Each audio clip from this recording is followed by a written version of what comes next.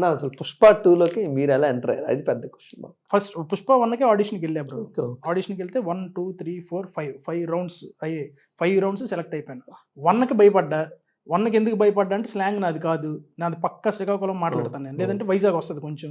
కానీ అందులో కంప్లీట్గా అది అందులో అది మళ్ళీ డీప్గా విలేజ్ టైప్ ఆఫ్ స్లాంగ్ కదా. సో ఆ చిన్న డౌట్ ఉండేది. కట్ చేస్తే ఫస్ట్ ఆడిషన్ ఇచ్చిన తర్వాత కాల్ వచ్చింది నాకు. మైత్రి నుంచి కాల్ చేస్తున్నామండి, భరత్ బెహ్రా గారు అంటే అవునండి అని. మీరు ఫస్ట్ రౌండ్ సెలెక్ట్ అయ్యారు, సెకండ్ రౌండ్ మళ్ళీ కాల్ వస్తే రెడీగా ఉన్నాను. ఓకే సార్ అన్న. మీది చిత్తూరా అని అడిగాడు ఆయన లాస్ట్లో. అని చిన్న డౌట్లో ఉన్నా. అంటే కొంత చిత్తూరు అంటేనే పెడతారేమో అనుకున్నా. మళ్ళీ వద్దులే, తర్వాత అయినా దొరికిపోతాం, మళ్ళీ చిత్తూరు అనేస్తే మన ఊరు మందే అని చెప్పాలి. లేదు సార్ మాది రాయగడ అండి, కానీ చిత్తూరు స్లాంగ్ చాలా బాగా వచ్చాను.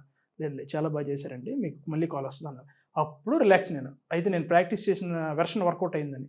ఇంకా ఆ తర్వాత ఇంకా అదే వెర్షన్లో కంటిన్యూ ప్రాక్టీస్ చేయడం, ఆడిషన్కి వెళ్ళడం. 2 3 4 5 రౌండ్స్ సెలెక్ట్ అయిన తర్వాత కొన్ని క్యారెక్టర్స్కి పెడదాం అనుకున్నారు 1లో. అందులో బ్లాక్ టికెట్లు అమ్మే క్యారెక్టర్ ఒకటి ఉంటుంది, చాలా చిన్నది అది.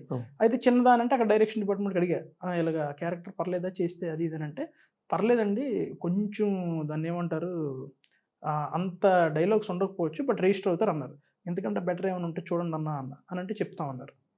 కట్ చేస్తే మళ్ళీ ఇంకో క్యారెక్టర్ అన్నారు, అది కొంచెం అలాగే మిస్ అయింది. బట్ సుకుమార్ సార్ మైండ్లో ఉన్నారు మీరు, ఖచ్చితంగా ఫ్యూచర్లో అవకాశం ఇస్తారని అంటే దాని గురించి వెయిట్ చేస్తే వచ్చింది పుష్ప 2.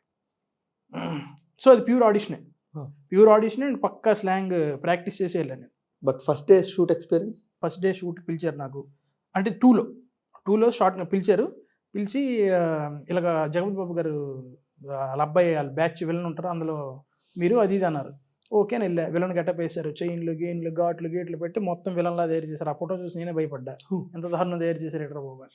వెళ్ళా. కట్ చేస్తే సుకుమార్ సార్ చూపించడానికి తీసుకుని వెళ్ళారు లోపల. అనిల్ అని చెప్పి ఒక ఆయన.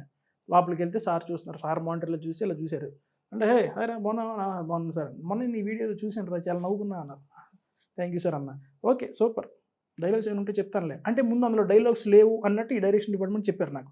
కానీ రండి ఎందుకని మంచిది, సార్తో ఒకసారి జర్నీ స్టార్ట్ అయితే మీకు బాగుంటుంది. ఓకే డైలాగ్ లేవని అర్థమైంది, నుంచో పెడతారు అనుకున్నా, సరే వెళ్ళిపోయాం.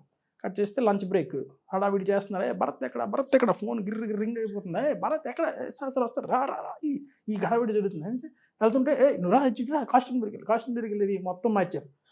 ఆ విలన్ లుక్ నుంచి మొత్తం ఇప్పుడు నేను చేసే ఫోటోగ్రాఫర్ క్యారెక్టర్ మార్చారు. నేను సార్ని కలడానికి వెళ్ళా కదా, ఆ లోపలికి వెళ్తున్నప్పుడే ఆ షూట్ జరుగుతుంది. ఆల్రెడీ కిసిక్ అనే కుర్రోడు ఒకటి చేస్తున్నాడు, బన్నీ అన్న, రావు రమేష్ గారు అందరూ ప్రాక్టీస్ అవుతుంది. అప్పుడే నేను సార్ చూసి విలన్ గెటప్లో బాగున్నాడు అన్నారు. అదే ఇప్పుడు కాస్ట్యూమ్ మార్చుకొని లోపలికి వెళ్తే మనోడు ఈ గెటప్లో కూడా బాగానే ఉన్నాడు అన్నారు సార్. అనేసరికి చేస్తావు కదా బాగానే అంటే చేస్తాను సార్ అన్న. అప్పుడు ఆ కుర్రోడు దగ్గరికి వెళ్ళి ఎన్ని టేకులు అయ్యా అని ఏదో సంథింగ్ తిట్టి తీసేయండి మనోడు అని చెప్పి తీశారు. ఆల్రెడీ ఈ క్యారెక్టర్ ఇంకొక ఇద్దరు బయటను కూడా తిరుగుతున్నారు. మీ వాళ్ళిద్దరు కూడా నాకు తెలుసు, వాళ్ళ ఫన్ బకెట్ అని చూసి గుర్తుపెట్టి నాకు వచ్చారు. మీరే టీ కోట్లు వేసుకుని తిరుగుతున్నారంటే మేము ఫోటోగ్రాఫర్ క్యారెక్టర్కి వచ్చామన్నాడు. మరి లోపల ఒకడు ఉన్నాడు కదా ఆల్రెడీ అంటే ఆయన బాగా చేయకపోతే మమ్మల్ని పెడతామన్నారని. ఇంక ఈ బయట ఉన్న ఇద్దరిని కూడా తీసాడు ఆయన. ఈయన పెట్టండి అని తీసుకెళ్ళి నన్ను పెట్టారు. అంటే లిటరలీ చెప్పాలంటే దేవుడు దయ, అదృష్టం కూడా అనుకోవాలి. ఎందుకంటే అంత పెద్ద సినిమాలో పెద్ద ఆర్టిస్టులు కూడా వెనకాతలు నించున్నారు. నేను ఆ సీన్ చేస్తుంటే తమ్ముడు ఛాన్స్ కొట్టామన్నారు. అది కూడా నేను ఇచ్చేసాను. చాలా పెద్ద సిండికేట్ మెంబర్లు అయితే చాలా పెద్ద ఆర్టిస్టులు ఉన్నారు అందులో. రావు రమేష్ గారు, సునీల్. కట్ చేస్తే సర్లే అని చెప్పి లోపలికి వెళ్ళారు. ఫస్ట్ సీన్ వెళ్ళగలని చెప్పారు. పట్ మేము చేశారు. అయిపోయింది టేక్. లాస్ట్ గారు షూట్ అంతా అయిపోయిన తర్వాత ప్యాకప్ అప్పుడు సార్ని, సార్ థ్యాంక్ యూ అని చెప్పాలి కదా అవకాశం ఇచ్చినందుకు. సార్ అని అంటే ఆ ఫోటోగ్రాఫర్ భరత్ తెలియని సారే అడిగారు మైక్లో. సార్ ఎక్కడే ఉన్నాను సార్ అన్న. అని సరే చూసి ఎర్ర తీసావు డార్లింగ్ అని ఒక హగ్ ఇచ్చారు. ఆ హగ్ 30 సెకండ్స్ హగ్, అది 30 సెకండ్స్ 1 మినిట్ హగ్ ఇచ్చారు. ఇచ్చి ఇలాగ కొట్టారు ఎరగ తీసామని. అయితే ఇప్పుడు అంత ఎరగ తీసిన అంత డైలాగ్ ఎట్లేదు కదా, ఏంటి ఇలాగ అన్నాడు ఆయన అనుకోండి. అంటే లిటరలీ చెప్పాలంటే ఫోటో తీసినావు నువ్వు అని అంటాడు ఆయన. తీలేదు సార్ అని అంటాడు. కట్ చేస్తే తీసినావు అయ్యా అది ఇదేనా అంటాడు. ఆయన సందర్భం నేను వెంటనే అందులోనే ఉన్నాయా ఫోటోలు, పొద్దున్న నాకు మా పిల్లం బిడ్డలు తీసి అందులోనే ఉన్నాయి సార్ తీసాడు. అయిపోయింది. కానీ ఇవేవి కాదు, యాక్చువల్లీ యాజ్ అన్ యాక్టర్గా ఒక డైరెక్టర్కి ఉండే మధ్యలో కెమిస్ట్రీ ఎలా ఉంటుందంటే, నీకు పెద్ద మొనోలాగ్ ఇచ్చారు, ఏమంటివి అని పెద్ద డైలాగ్ ఏదో చెప్తావు ఫర్ ఎగ్జాంపుల్, ఆ డైలాగ్ చెప్తే వెల్ అండ్ గుడ్. కానీ అవి కాకుండా చిన్న బిజినెసెస్, చిన్న ఎక్స్ప్రెషన్స్ ఉంటాయి, అవి తెలిసిపోతాయి వాళ్ళకి. ఈ నిజంగానే చేస్తున్నాడా ఆర్టిఫిషియల్ చేస్తున్నాడా అని. సో అలాంటి చిన్న ఎక్స్ప్రెషన్స్ కూడా ఆయన పట్టుకున్నారు. అంటే ఫర్ ఎగ్జాంపుల్ ఇలా కొట్టారు టక్కని కూడా ఆ టైమింగ్ ఓకేనా. అండ్ వాళ్ళందరూ సీరియస్గా మాట్లాడుకున్నప్పుడు మాత్రం నేను ఇలా కాసి ఇలా చూడకూడదు. ఓకే. ఎందుకంటే అంత పెద్ద సీఎం పుష్ప అనే వ్యక్తి చాలా పెద్ద అయినా అదేదో ఇంపార్టెంట్ డిస్కషన్ జరుగుతున్నప్పుడు మనం అలా చూడకూడదు. అప్పుడు ఏదో నా బట్టి నేను ఏదో టేబుల్ మీద ఫోటోలు ఇవేవి నాకు చెప్పలేదు, నేనే చేశాను.